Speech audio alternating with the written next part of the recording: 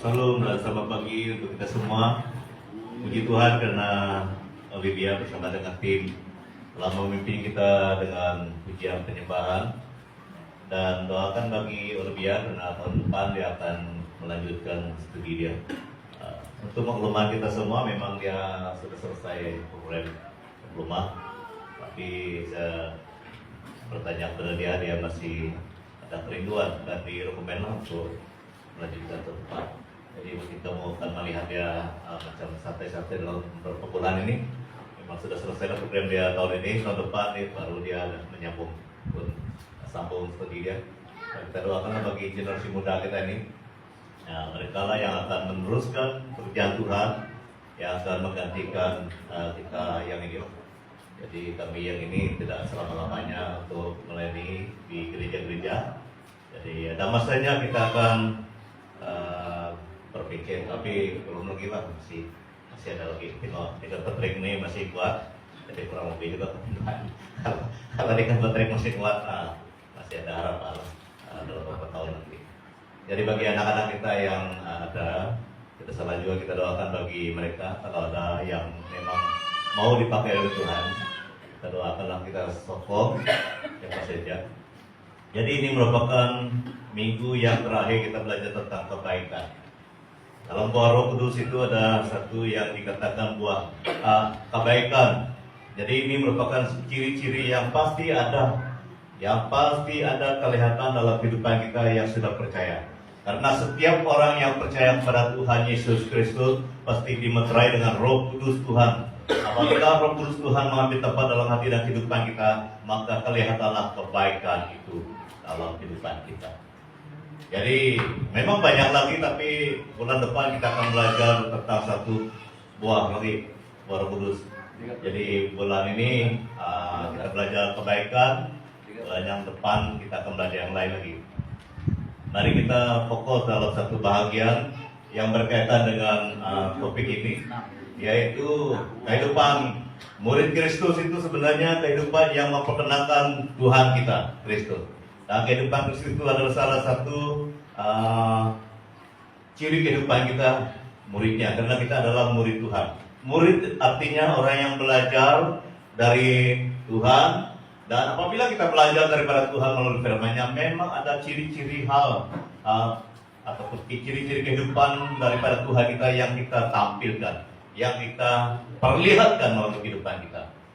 Jadi pada hari ini kita belajar tentang satu topik dari Roma 12 ayat 17 sampai 21. Memperkenalkan apa sebenarnya yang kita selalu tunjukkan kepada orang lain, membuktikan bahwa kita ini adalah murid Kristus. Orang Kristen adalah murid Kristus. Kita semua dalam rumah Tuhan ini adalah muridnya. Jadi kita belajar satu bagian ini yang berkata, janganlah membalas kejahatan dengan kejahatan, lakukanlah apa yang baik bagi semua orang. Semua orang ini tidak terkecuali, tidak dia pilih-pilih, semua orang. Sedapat-dapatnya kalau hal itu bergantung padamu, hiduplah dalam pendamaian ataupun perdamaian dengan semua orang. Ini penting, semua orang ini sangat penting kita perhatikan. Saudara-saudaraku yang kekasih, janganlah kamu sendiri menuntut pembalasan, tetapi berilah tempat kepada mereka, kepada murka Allah. Murka ini sama dengan kemarahan Allah ataupun pembalasan Tuhan. Sebab ada tertulis, pembalasan itu adalah hakku, hak Tuhan. Akulah yang akan menuntut pembalasan, firman Tuhan. Ini merupakan yang kita perlu belajar. 21. Tetapi jika seterumu artinya musuhmu. Saya cek dalam Visi Borneo ataupun Berita Baik, seteru ini bahasa Indonesia, dalam bahasa Malaysia adalah musuh. Musuhmu lapar, berilah dia makan. Jika ia haus, berilah dia minum. Dengan berbuat demikian kamu menumpukan ataupun memadamkan bara api di atas kepalanya. Janganlah kamu kalah terhadap kejahatan, tetapi kalahkanlah kejahatan dengan kebaikan. Amin. Kalahkanlah kejahatan dengan kebaikan. Ini ciri-ciri kehidupan kita orang yang ikut Tuhan Yesus, murid Tuhan Yesus. Jadi itulah saya katakan, setiap hari sepanjang kita menjadi orang Kristen, kita terus belajar. Belum ada yang selesai menjadi murid. Saya pun belum selesai. Pendeta manapun belum selesai. Tidak ada seorang pun yang sudah lulus 100%, sudah sempurna menjadi murid. Tetapi kita sama-sama belajar. Itu saya katakan, kita masih terus belajar. Ada yang kita sudah dapat, ada lagi yang kita perlu belajar. Memang ada yang sudah kita dapat, tetapi ada lagi yang perlu kita belajar. Itu sebabnya kita tidak boleh bosan belajar sebagai murid Kristus. Sebagai murid Kristus, kita memperkenalkan kebaikan Tuhan. Bulan ini kita belajar kebaikan. Dan kalau benar kita menjadi murid Kristus, kita harus memperkenalkan kebaikan itu. Sebagai bukti kita adalah muridnya, yang belajar daripada dia. Tema kita pada hari ini adalah kehidupan murid Kristus. Kita harus yakin kita adalah murid Kristus. Kita harus buktikan kita adalah murid Kristus melalui kebaikan yang kita perkenakan dalam hidup kita. Jadi Bapak Ibu saudara-saudari, dengan perantaraan kuasa Roh Kudus Tuhan kita mampu. Kalau menurut kemampuan kita sendiri kita tidak mampu membuktikan bahwa kita ini adalah murid Kristus. Tetapi puji Tuhan, ada satu pribadi yang menyertai kita, itu adalah Roh Kudus Tuhan. Amin. Ingat, Roh Kudus Tuhan itulah yang memampukan kita memperkenalkan kehidupan murid Kristus. Sebenarnya memperkenalkan kehidupan menjadi murid Kristus ini tanpa Roh Kudus tidak dapat, tanpa firman Tuhan tidak dapat. Dua perkara ini sangat penting dalam kehidupan kita sebagai murid Kristus. Yang pertama itu firman Tuhan, yang kedua itu Roh Kudus Tuhan. Kita harus bangga mempunyai dua perkara ini. Kita mempunyai firman Tuhan, kita sudah dimeteraikan dengan Roh Kudus Tuhan, maka kita akan mampu memperkenalkan kehidupan kita sebagai murid Tuhan, murid Kristus. Ada 5 perkara, harap kita bersabar. Hari ini tidak ada kayak saya kita bersabarlah belajar 5 perkara. Bagaimana kita boleh menunjukkan bahwa kita ini murid Kristus. Yang pertama itu, lakukan apa yang baik. Lakukan apa yang baik ini perlu kita pertahankan, perlu kita teruskan. Janganlah membalas kejahatan dengan kejahatan. Lakukanlah apa yang baik bagi semua orang. Semua orang, bukan bagi yang kita suka saja. Lakukanlah yang baik bagi semua orang. Katakanlah dalam dirimu, dalam hati kita semua orang. Semua orang harus mengenal kebaikan yang kita lakukan. Jadi ini perjuangan kita semua. Ini yang kita lakukan. Baik saya maupun kita semua harus lakukan. Paulus mengajar kita melalui firman Tuhan ini, janganlah membalas kejahatan dengan kejahatan. Tidak mudah saudara, tapi yang saya katakan itu ada 2 yang menolong kita. Yang pertama firman Tuhan, yang kedua Roh Kudus Tuhan. Itulah yang membuatkan kita mampu senantiasa melakukan kebaikan. Amin. Oleh karena ada firman Tuhan, oleh karena ada Roh Kudus Tuhan, maka kita tidak akan membalas kejahatan dan kejahatan. Kalau orang yang di luar Kristus, memang dia tidak akan tenang kalau dia belum membalas. Kalau dia belum membalas, dia belum tenang. Ini orang yang di luar Kristus. Tetapi kita lain. Walaupun orang membuat kita sakit hati, orang membuat kita kecewa, orang mencuri paduk kita ataupun mencuri buah nanas kita, berapa kali mereka ambil buah nanas kami doa dengan John ini disangkut berapa kali. Tapi kita berdoa, Tuhan, memang sakit, memang susah, tapi tak boleh buat karena itu sudah diambil orang. Tolong kami. Saya berdoa seperti itu. Mula-mula kami punya pisang diambil dulu. Memang susah mau tidak marah, memang marah juga mula-mula dia mau memang terus terang ya marah juga, pas pun marah juga. Siapa tidak marah kalau orang ambil barang kita? Saya pun marah. Tetapi yang membuat kita punya kemarahan itu boleh kurang adalah Roh Kudus Tuhan. Amin. Roh Kudus Tuhan memang marah, memang marah. Saya pun marah. Siapa tidak marah mau makan pisang, ya tidak pisang nanti. Jadi Bapak Ibu Saudara-saudari, kita puji Tuhan karena ada Roh Kudus Tuhan yang membuat kita tidak terus marah, tidak terus benci. Ada seorang kawan saya yang melayani di Bali. Dia berapa kali panggil saya pergi Bali, tapi belum ada uang untuk pergi Bali. Dia melayani di Bali. Kisahnya sangat sedih. Saya dengar sendiri dari dirinya, dia menyaksikan waktu dia kecil, baru lahir. Kalau kamu ketik nama pendeta di Bali, Emmanuel nama dia. Waktu dia kecil, berapa minggu kan, belum sampai 1 bulan, dia dilahirkan. Dia masih perlukan susu ibu.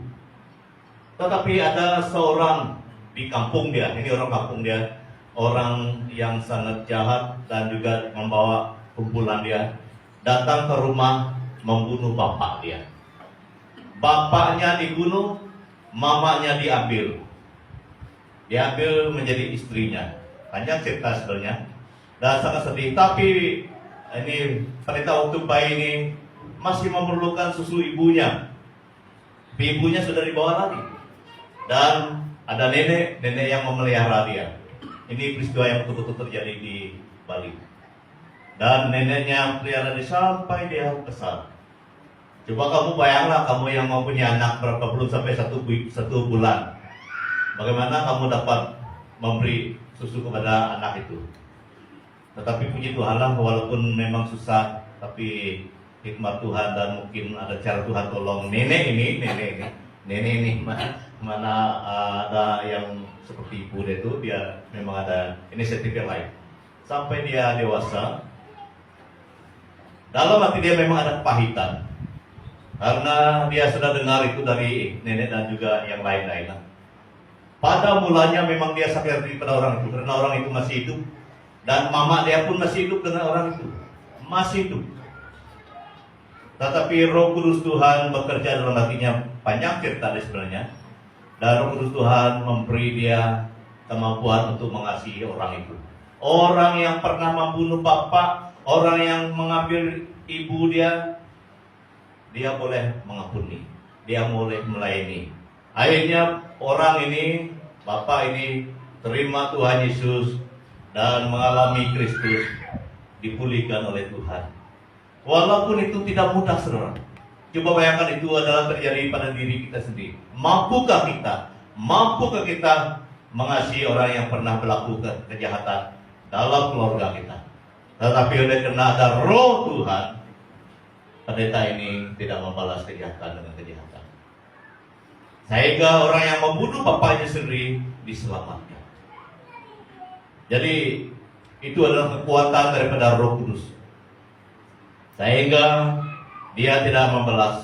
Walaupun pada mulanya memang ada kepahitan, memang ada kemarahan, memang ada rencana untuk membalas dendam, tetapi oleh karena ada hadirat Tuhan, Roh Tuhan, firman Tuhan, maka hal yang baik yang dia lakukan. Demikian juga kita, saudara. Pada pagi ini, mari kita menilai hati kita. Mungkin selama ini kita menanggung, memikul hal-hal yang begitu buat kita marah, buat kita benci, seperti pelajaran kami dalam kelompok saya minggu lalu. Tidak perlu kita pikul masalah kita, tidak perlu kita bawa beban kita kemanapun kita pergi. Kita harus melakukan yang baik sesuai dengan firman Tuhan, seperti kita belajar hari ini. Jadi Tuhan akan memampukan kita semua. Kita harus merdeka karena kita adalah murid Kristus. Kita harus terus melakukan kebaikan, saudara. Melakukan kebaikan. Yang kedua, lakukanlah yang baik bagi semua orang. Jangan pilih-pilih orang. Semua orang harus melihat, mengenal kebaikan daripada diri kita sendiri. Dalam Matius 28 ayat 19, ini adalah kata Tuhan Yesus. Karena itu pergilah, jadikanlah semua bangsa muridku. Itu yang pertama. Yang kedua, Matius 5:45. Karena dengan demikian kamu menjadi anak-anak Bapamu yang di surga, yang menerbitkan matahari bagi orang jahat, bagi orang yang baik, dan menurunkan hujan bagi orang benar dan bagi orang yang tidak benar. Yesus berpesan supaya semua orang dijadikan muridnya. Yang kedua, Bapa kita yang di surga menerbitkan matahari kepada semua orang, baik itu orang yang belum percaya maupun orang yang sudah percaya. Dan Tuhan yang adalah Bapa kita menurunkan hujan, bukan untuk orang Kristen saja. Dia turunkan hujan kepada semua orang. Amin.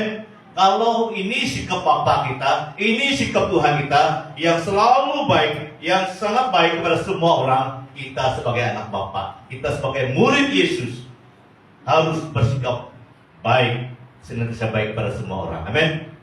Karena kita mengikuti Bapa yang sangat baik. Firman Tuhan menjelaskan ciri-ciri Bapa surgawi kita. Dia terbitkan matahari kepada semua orang, Dia turunkan hujan kepada semua orang, Dia berkati semua orang. Kita percaya kita bernafas itu adalah berkat Tuhan. Salah satu yang jelas menyertai orang-orang semua, baik orang percaya ataupun tidak percaya, yang membuktikan ada berkat Tuhan dalam kehidupan ini adalah nafas. Orang kaya yang tidak kenal Tuhan bukan beli nafas mereka, itu adalah pemberian Tuhan. Amin. Jadi itu juga bukti Dia memberkati semua bangsa. Itu Bapa kita, itu Tuhan kita. Kalau begitu ciri-ciri Bapa kita yang sangat baik, yang sangat prihatin, yang sangat mempedulikan, demikian juga kita. Kalau ada orang yang membuat kita sedih, kita berdoa dulu. Saya harus sama dengan Bapak saya, Bapak surgawi. Tidak boleh membalas, tidak boleh melakukan yang sama dengan yang mengkhianati saya. Kita harus berkata seperti itu. Karena kita mengikuti Bapa surgawi, Tuhan Yesus Kristus. Lakukan apa yang baik bagi semua orang. Semua orang. Karena semua orang itu ada potensi menyakitkan hati kita. Semua orang itu ada potensi melukakan kita. Semua orang itu ada potensi mengecewakan kita. Walaupun semua orang itu ada potensi menyakit dan mengecewakan kita, kita juga ada potensi melakukan kebaikan kepada semua orang. Amin. Harus dia seperti itu. Semua orang boleh melukakan kita dan ada potensi melakukan kejahatan, tetapi kita juga ada potensi, ada kekuatan daripada Tuhan untuk berbuat baik kepada semua orang. Baru kita damai, baru kita merdeka, baru kita benar-benar murid Tuhan Yesus. Yang kedua adalah kehidupan kita murid Kristus, hidup dalam perdamaian. Sedapat-dapatnya kalau hal itu bergantung padamu, hiduplah dalam perdamaian dengan semua orang. Sekali lagi disebut semua orang itu. Rasul Paulus ini sangat teliti menulis, dan dia diilhamkan oleh Roh Kudus dan dia tulis dengan teliti. Semua kalimat-kalimat itu sangat penting. Semua itu tidak ada yang terkecuali. Semuanya perlu kita perhatikan. Tidak ditulis dengan kebetulan, tapi ada artinya. Kenapa dia katakan berdamai dengan semua orang? Semua orang, tidak ada yang terkecuali. Ini perjuangan kita, Bapak Ibu saudara-saudari. Hiduplah dalam perdamaian dengan semua orang. Siapa mau mencintai hidup dan mau melihat hari-hari baik, ia harus menjauhi yang jahat dan melakukan yang baik. Sekali lagi disebutkan melakukan yang baik, ia harus mencari perdamaian dan berusaha mendapatkannya. Ini usaha, berusaha mendapatkannya. Jadi itu adalah firman Tuhan mengajar kita untuk selalu melakukan yang baik dan harus mencari perdamaian. Kalau ada masalah, ada salah paham antara kita dengan siapapun, cari jalan untuk berdamai, supaya hal itu tidak akan menjadi kita terus sakit hati dan sebagainya. Firman Tuhan mengajar kita semua, saya dan kita semua harus hidup dalam perdamaian. Itu sebabnya kita puji Tuhan karena Roh Bapa yang di dalam kita itu adalah Raja Damai. Tidak lama lagi musim Krismas akan datang. Selalu kita sebut Tuhan Yesus itu Raja Damai. Kalau Raja Damai itu di dalam hati kita, yakni Roh Kudus, kita juga selalu mencintai kedamaian itu. Apa-apa ciri-ciri yang mau merusakkan kedamaian dalam hati kita, kita akan cari jalan, berusaha mencari bagaimana kita mendapat damai daripada Tuhan. Yang ketiga, ini adalah kehidupan kita sebagai murid Kristus, jangan menuntut pembalasan. Tetapi biarlah kita itu beri kepada kesempatan bertuhan, karena itu adalah hak Tuhan. Saudara-saudaraku yang kekasih, janganlah kamu sendiri menuntut pembalasan, tetapi berilah tempat kepada murka Allah, sebab ada tertulis, pembalasan itu hakku, hak Tuhan. Akulah yang akan menuntut pembalasan, firman Tuhan.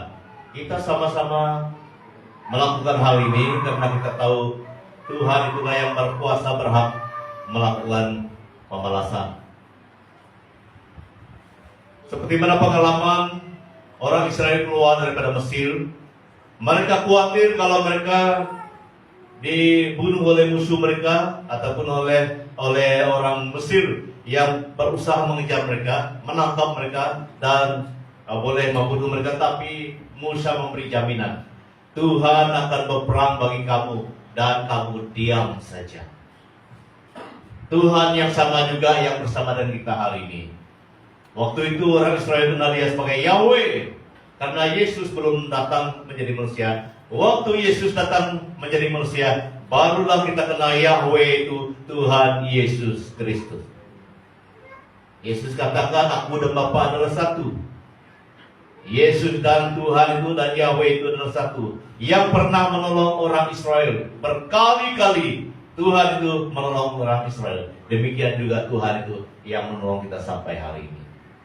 Kita harus percaya pada Dia. Itulah dalam beberapa nyanyian kita percaya, ku sembah Kau. Dalam lagu yang lain juga, ku percaya kepada-Mu Tuhan. Jadi apabila kita percaya kepada Tuhan yang melakukan pembalasan itu, kita harus serahkan kepada Dia melalui doa. Apabila ada apa-apa yang menjadi beban, yang menjadi masalah dalam kehidupan kita, kita semua harus percaya Dia adalah Tuhan yang berkuasa. Berilah peluang kepada Dia untuk melakukan semuanya. Kristus Yesus yang telah mati, bahkan lebih lagi yang telah bangkit, yang juga duduk di sebelah kanan Allah, yang malah menjadi pembela bagi kita. Dalam pengalaman kami melayani Tuhan, ini yang kami selalu lakukan juga. Apabila ada sesuatu yang tidak dapat kami tanggung sendiri, baik apa-apa, kami selalu angkat itu melalui doa. Tuhan, Engkaulah yang memanggil, Engkaulah yang mengenal masalah kami, Engkaulah yang mengenal beban kami. Dalam firman-Mu mengatakan Engkau membela kami, Engkaulah yang akan menyokong dan menolong, menyelesaikan apapun yang kami tidak dapat tanggung. Doa itu tidak pernah lepas apabila kita melalui lembah kekelaman. Lembah kekelaman ini banyak arti dia. Kadang-kadang lembah kekelaman ini membawa makna cercaan orang ataupun kritikan yang mau menjatuhkan kita. Kadang-kadang lembah kekelaman ini adalah kesengajaan orang mau mencari gara-gara supaya kita tidak lagi melayani Tuhan. Itu juga lembah kekelaman. Jadi ini ada beberapa kali kami lalui lah. Tetapi apa yang kami lakukan? Kami percaya Tuhan. Kami percaya Tuhan. Engkau adalah Tuhan yang mengenal apapun yang ada dalam kehidupan kami.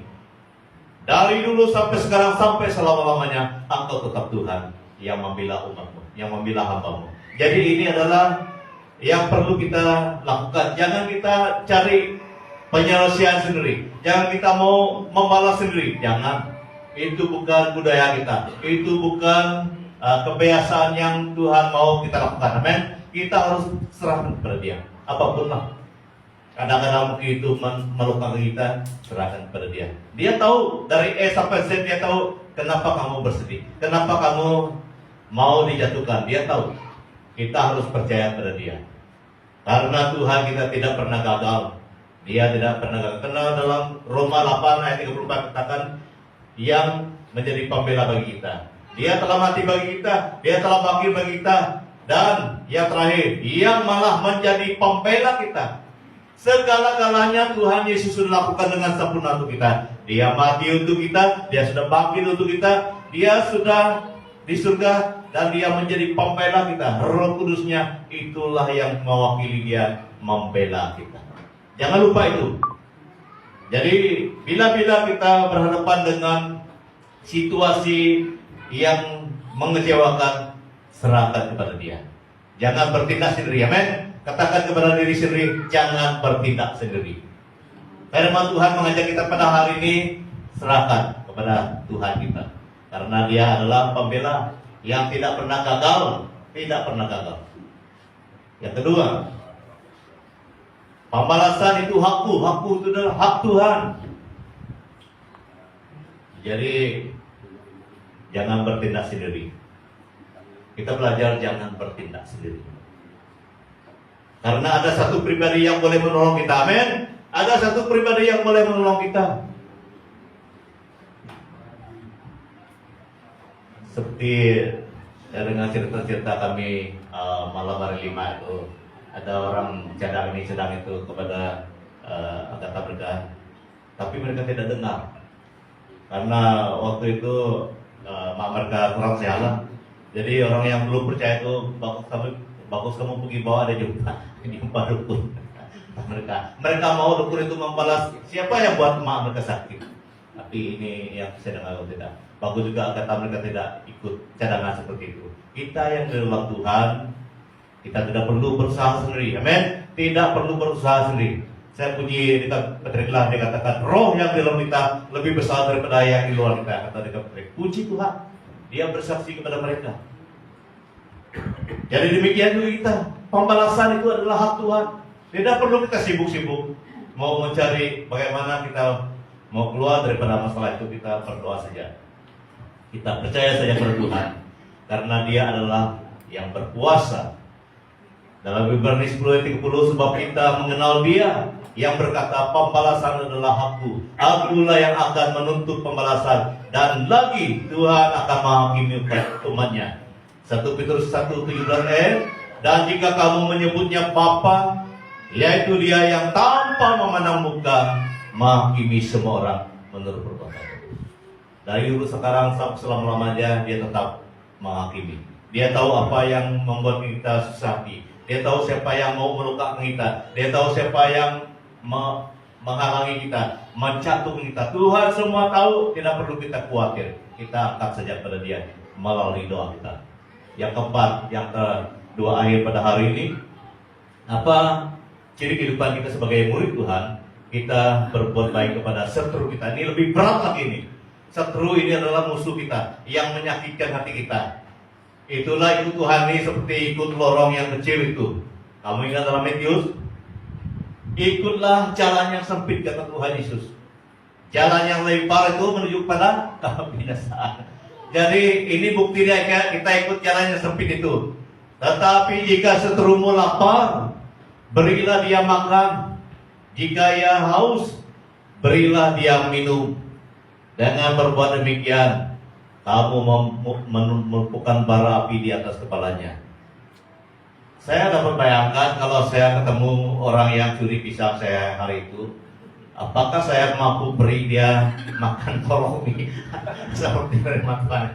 Saya bertanya kepada diri saya sendiri. Ikut jalan sempit memang tidak mudah, saudara. Tapi firman Tuhan mengajak kita ikut jalan yang sempit. Jika musuhmu, seteru di dalam musuh, jika seterumu lapar, berilah dia makan. Jika ia haus, berilah dia minum. Lukas 6:27-28. Tetapi kepada kamu yang mendengarkan aku berkata kepadamu, kasihilah musuhmu, berbuat baiklah kepada orang yang membenci kamu, mintalah berkat bagi orang yang mengutuk kamu, berdoalah bagi orang yang mencaci kamu. Tidak mudah, saudara.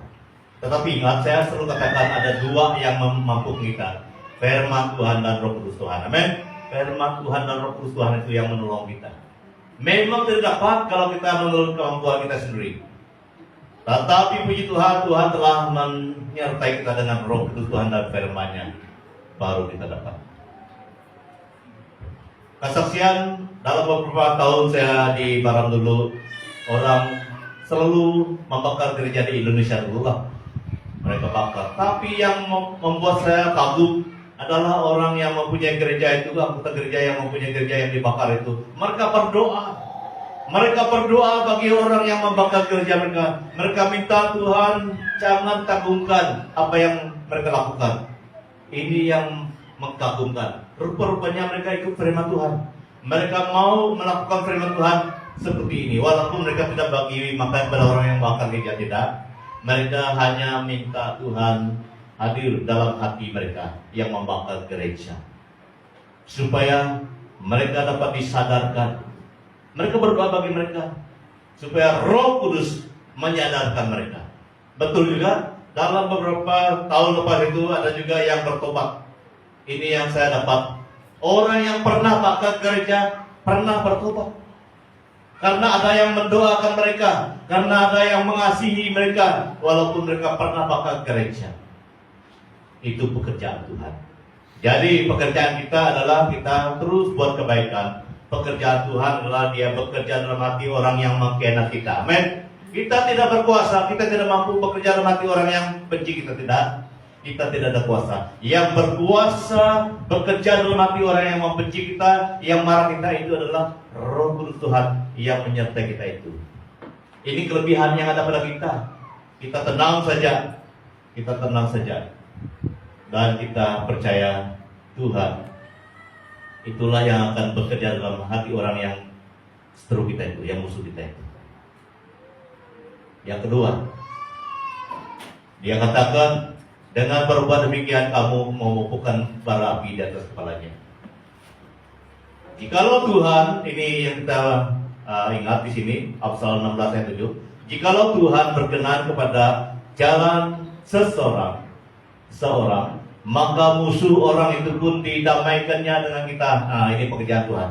Musuh kita, Tuhan bekerja dalam hati dia, sehingga yang benci kita itu dapat berdamai, karena ada pekerjaan Roh Tuhan itu, ada pekerjaan Tuhan.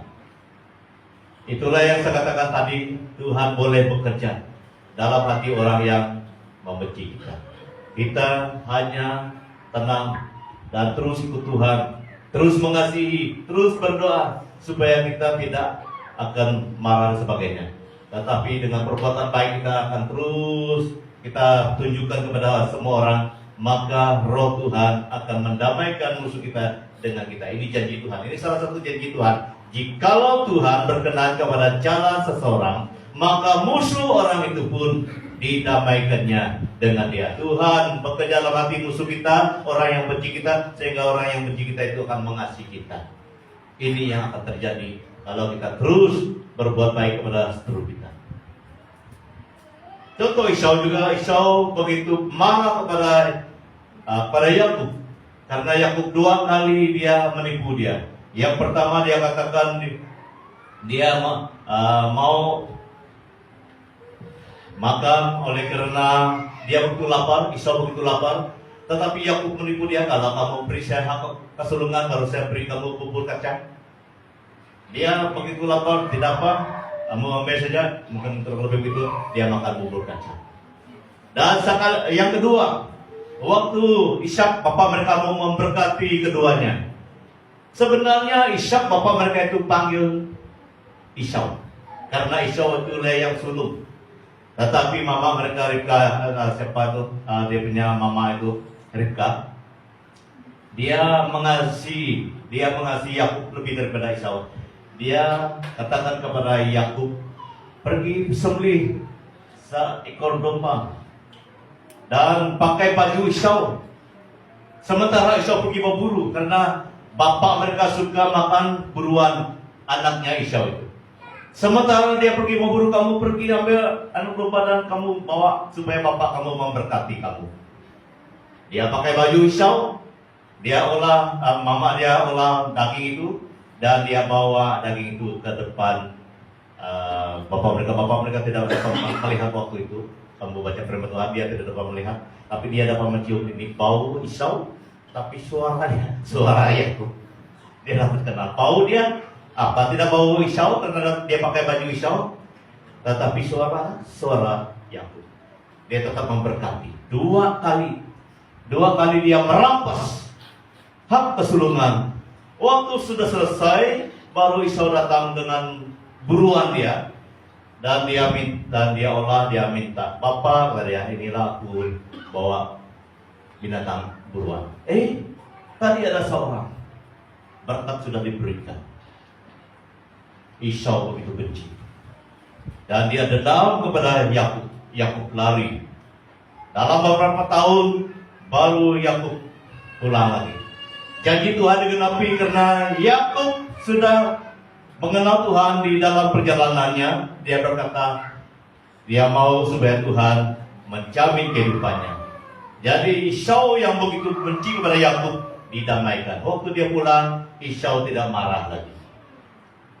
Walaupun pada mulanya begitu benci kepada Yakub, tetapi Tuhan bekerja dalam hati Esau. Dia peluk Yakub. Tidak ada rasa kebencian karena Tuhan sudah bekerja dalam hati Yakub. Demikianlah yang akan terjadi dalam kehidupan kita. Kalau kita percaya Tuhan yang bekerja menolong kita, sehingga apapun yang memusuhi kita akan berdamai dengan kita. Amin. Tidak ada yang mustahil bagi Tuhan kita untuk melakukan sesuatu yang mendatangkan kebaikan bagi anak-anaknya, termasuk kita. Yang terakhir pada hari ini, yaitu kalahkanlah kejahatan dengan kebaikan. Janganlah kamu kalah terhadap kejahatan, tetapi kalahkanlah kejahatan dengan kebaikan. Jadi berkali-kali Paulus mengajar kita dengan perkara ini. Kita harus percaya Roh Tuhan dan firman Tuhan yang sudah ada dalam diri kita itulah yang menolong kita supaya kita tidak akan membalas kejahatan. Kita tidak akan kalah. Kita tidak akan kalahkan kejahatan. Daud begitu dibenci oleh Raja Saul. Raja Saul begitu berusaha membunuh Daud pada suatu ketika, tetapi Daud tetap melakukan kebaikan. Dalam 1 Samuel 24, 4-5, maka Daud bangun lalu memotong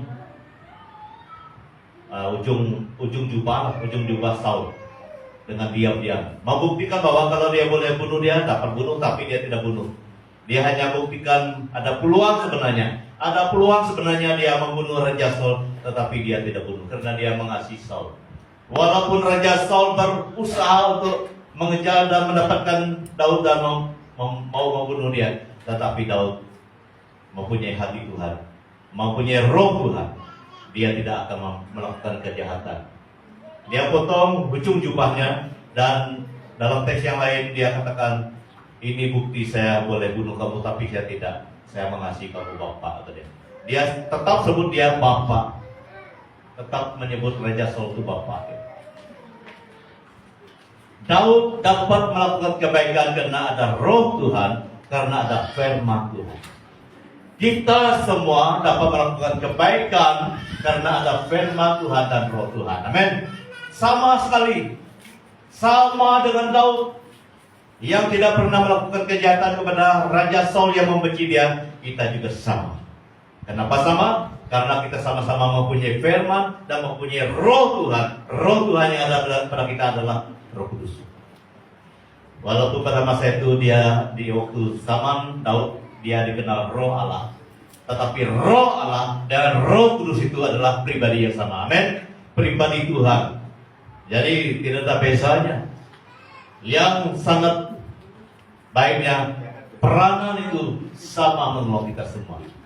Dia menolong kita tetap melakukan yang baik, tidak akan kalah kepada yang jahat itu. Yang terakhir, kalahkanlah kejahatan dengan kebaikan. Itu juga yang dapat kita lakukan. Kejadian 50 ayat 10, memang kamu telah mereka-reka yang jahat terhadap aku, kata Yusuf, tetapi Allah telah mereka-rekanya untuk kebaikan, dengan maksud melakukan seperti yang terjadi sekarang ini, yakni memelihara hidup suatu bangsa yang besar. Adik-beradik kepada Yusuf, pada mulanya waktu mereka bersama dengan bapak mereka benci kepada Yusuf, dan mereka mengkhianati Yusuf. Mereka katakan kepada bapaknya dia sudah dimakan binatang buas, sedangkan dia dijual kepada kafilah yang pergi ke Mesir. Tetapi itu adalah diizinkan Tuhan kepada Yusuf. Yusuf pergi menuruni mereka ke Mesir.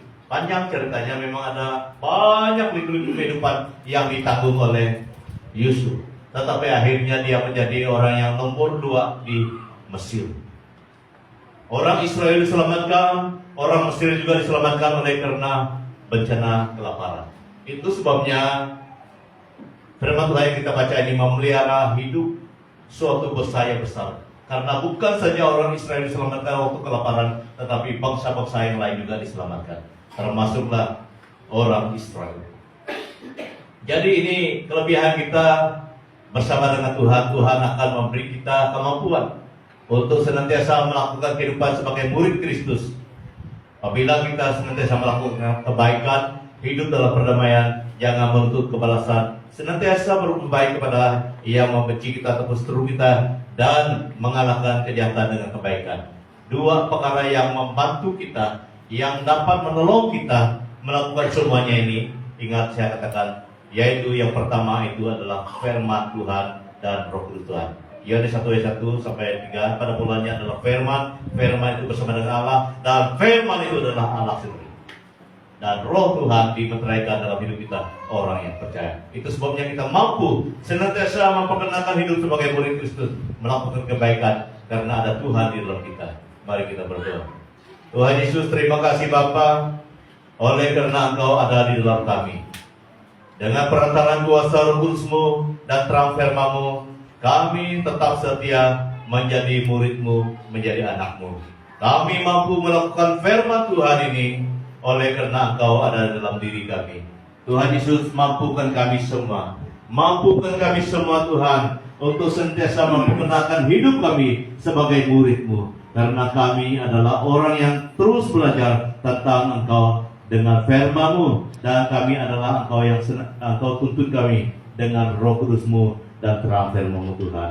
Berkati perjalanan hidup kami, berkati apapun yang kami lakukan, dan biarlah tangan Tuhan dan kuasa Tuhan, hikmat Tuhan senantiasa menyertai kami semua. Kami tahu bahwa Engkau mengenal apapun yang kami perlukan. Tuhan berkati kami. Haleluya. Dalam nama Tuhan Yesus Kristus kami sudah berdoa. Amin. Amin. Jadi sekarang saya memberi masa kepada hambanya untuk meneruskan bulletin gereja dan doa penutupan. Engkau berkati.